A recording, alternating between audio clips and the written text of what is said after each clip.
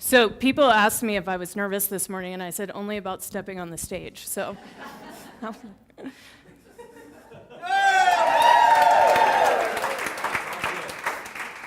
got it. I'm like, now we're good. When I think about how I ended up being here, how I ended up being a person who's comfortable speaking in front of you, who feels like she has something to share, I feel a lot of gratitude for my parents. Their names are Bob and Barb Newton, and they live in Baltimore. And I got a text this morning, and it was like, good luck. We wish we could be there.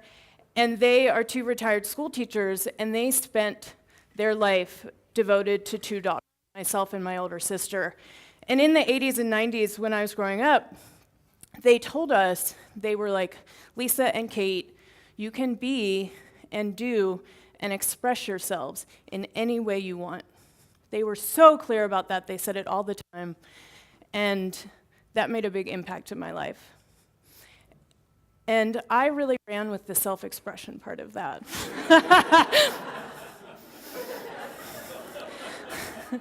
I was like, what am I going to wear? This. So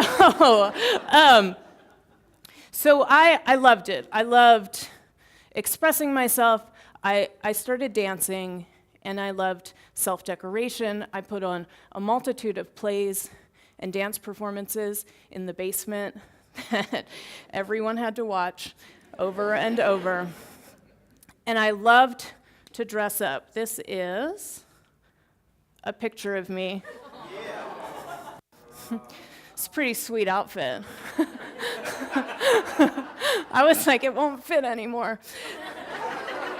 So this is me when I was 5, and this is such an epitome of this little girl and what she loved. I loved sequins. That hasn't changed. I loved scarves, and I loved dancing, and I loved self-expression. And I went to school, and in the first grade, we got an assignment, and it was draw what you want to be when you grow up. And I was like, got it. Sat down, drew it, very studious, and I went and handed it to the teacher, and I was the first child who finished. And this is what I drew. When I grow up, I want to be a tightrope walker and a bathing beauty.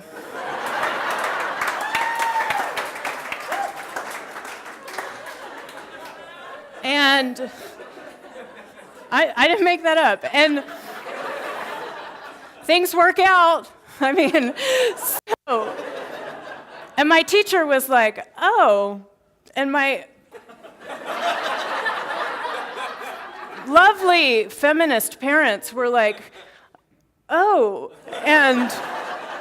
but they were amazing because they were like, all right. They were like, this is what the doctors do. But they encouraged me, and they said, okay, go for it, go. They, I played the clarinet. I played the piano. My father came to every performance I ever had. And I think if he lived here, he would come to everyone here. And they encouraged me, and I continued, and I continued, and I continued, and I was so enthusiastic about performance and self-expression. And I grew up, and then I was in the 5th grade, and at the end of the year, they made us take a test. And it was a standardized test similar to EOG's that would place you in your classes in the 6th grade. So I took the test, and a couple of days later, my teacher called my parents. She said, we need you to come in for a conference. They were like, what did you do? And they went in, and they sat down, and it was very serious, and she was like, we need to talk about Lisa. They were like, she tested in the 99th percentile. We think that she is gifted. They were like, all right. And then she was like, so we need to put her in these programs.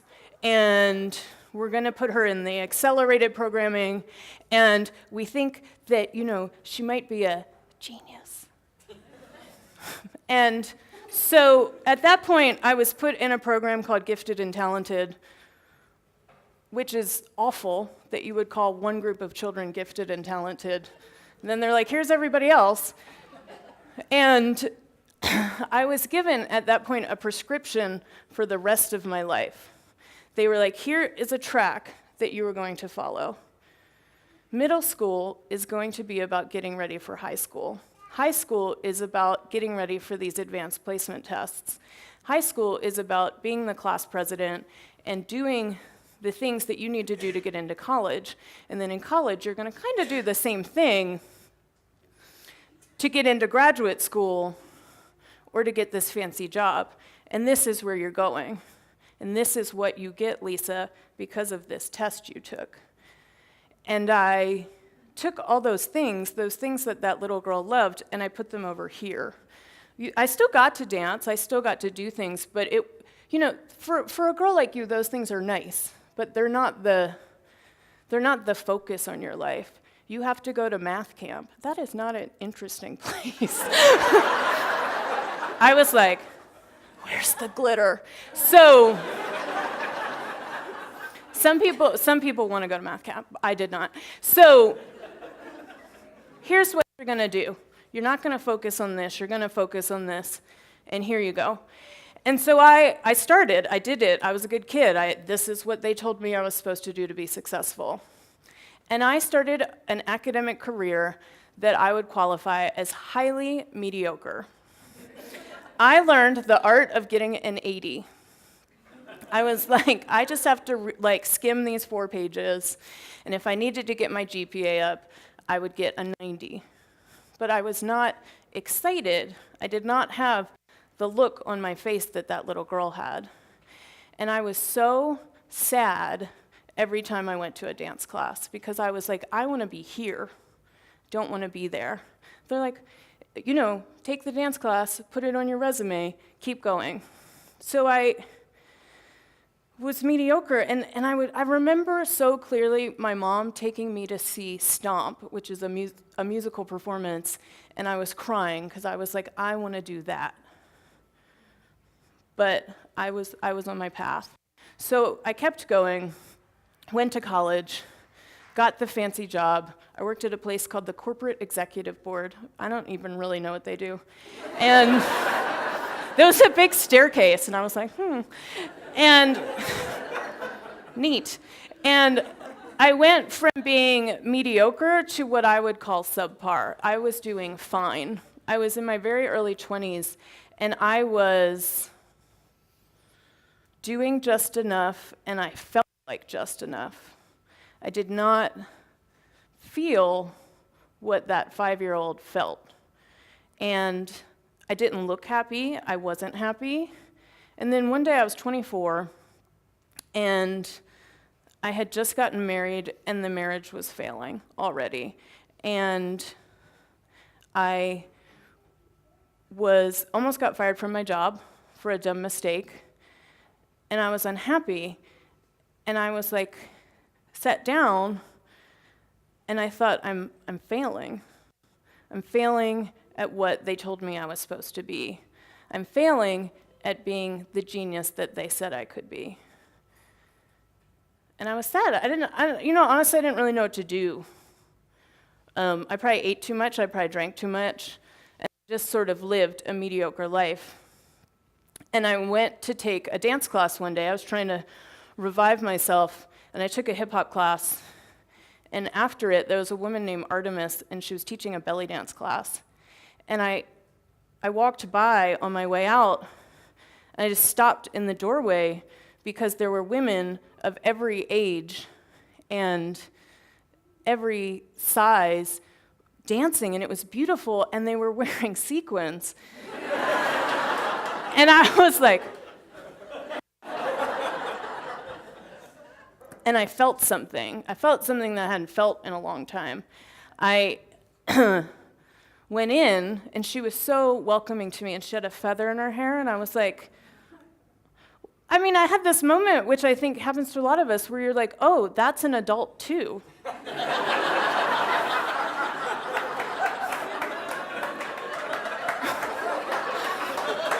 Which, right? Which pretty much is the purpose that I serve in teenagers' lives now. I'm like, you can do this. So, and pay your bills. So, I started belly dancing, and my life shifted. And I felt those feelings again. I felt the joy, the personal thing to me. I felt that Lisa loved this. And then when I accelerated in it, and when I had the ability to perform, I felt something that I hadn't felt in a long time, which felt like I was doing a service. It felt like right. It felt like I could feel the connection. And I was like, I belong here, and this feels right to me. So I'm so grateful that that happened to me, and I had this moment where I sat down and I decided to jump off a cliff, and I quit my job, and I ended my marriage, and I quit my life, and I packed up my car, and I essentially ran away to join the circus. Well, actually, I moved to Asheville. Right? I moved to the Asheville of 10 years ago, which was literally a circus. And I had this thought, and I was like, maybe there's another option. And when you think about it, if you go back to what I was saying before, I failed is a different thing to say than I failed at what they said I was supposed to be. Jerks. So, and if you think about, like, if you look at Thomas Edison, who by all accounts is defined as a genius, he said that genius is 1% inspiration and 99% perspiration. He did not say anything about what you got on the SATs. He did not say anything about aptitude for math or reading. So 1% inspiration. What is the thing that gets you up in the morning? What did you write on your name tag besides coffee? I saw a lot of those. What lights you on fire? What is your natural ability? Because I wouldn't even say that I was academically apt. I would say that I'm really good at standardized tests. And that was not my 1%. That was not my inspiration. And you take this thing that drives you, the thing that exists outside of you, and that you feel fueled by, and then that's 1%. Then he's like, you got to do the work. I mean, I'm going to listen to the guy who invented the light bulb, right? So I was like, that's him, right? So, whoops. So that's where I was when I got to Asheville, is I was here, and I was like, I'm ready. I'm going to be an artist. I came to the place where the artists are. And I started taking all these dance classes, and I would travel, and I would study. And then I kept having realizations, which is that you don't jump off the cliff once. You have to do it again and again and again. I know. Right after we leave, we're like, oh, God, here we go. So at this point, this was 9 years ago, I went behind this door, and this is Carolina Lane, and I rented a warehouse space, which now they're all short-term rentals, but at the time, they were all open warehouses. And it was about 75% open space and 25% behind a wall. And I moved all my stuff behind that wall, and I opened a business, and I lived in it. And I got a credit card, and I put a floor in, and I hung up a flyer.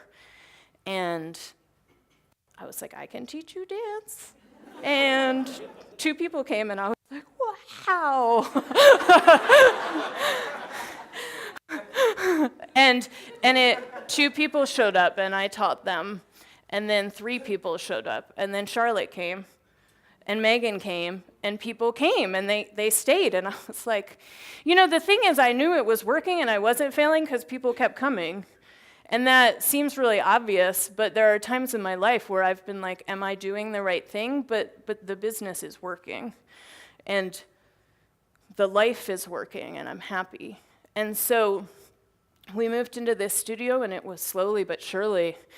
And then this studio got too small, and I was like, whew, here we go. I mean, at this point, I'm like, I'll just jump off and keep going. And we moved to the location that we're in now, which is also right behind here. I got to walk here. And on the corner of Lexington Avenue and Woodfin. And now we're in this big space over the street. And by all accounts, it worked. It went for me. Now there's 13 dance teachers at the studio. We've won best place to take a dance class. We make money. I'm able to eat. I mean, the basics, and I get to travel and teach. But to me, that's not how I see the success in the business, and that's not how I see the 99%. I see the 99% in the people who've come for 10 years to take a dance class. I see it in the people who tell me that their lives have changed because they feel like they can express themselves. They feel like they can feel what that little girl felt, that it's okay to be expressive, that it's okay to feel good, that it's okay to feel like how you want to be. And that, you know, when I got asked to do this talk, I don't even know that I'd thought about it, but I'm like, I succeeded, and I am succeeding, and I am using the genius of people and the world and myself to create something. Somebody asked me a question recently, and they said, does it bother you in your job that people don't know that you're smart? And I was like, that's rude.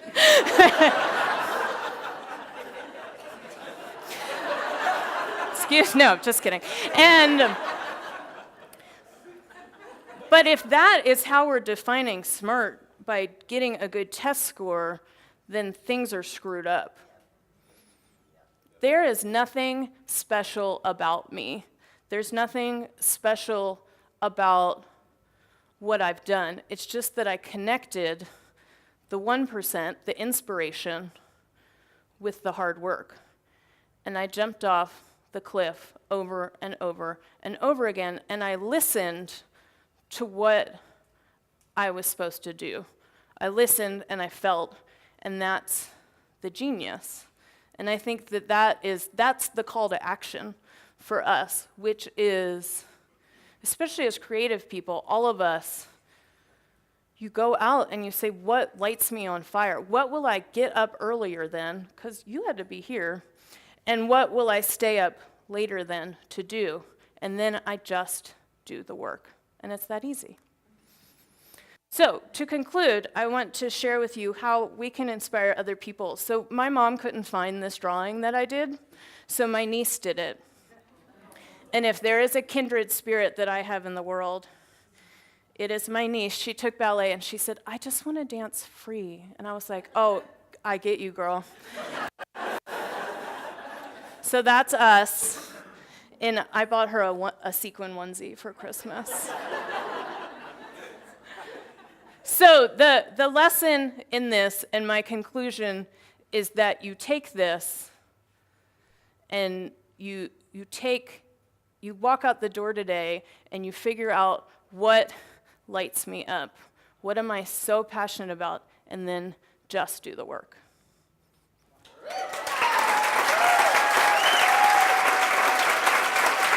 Oh, this is fun.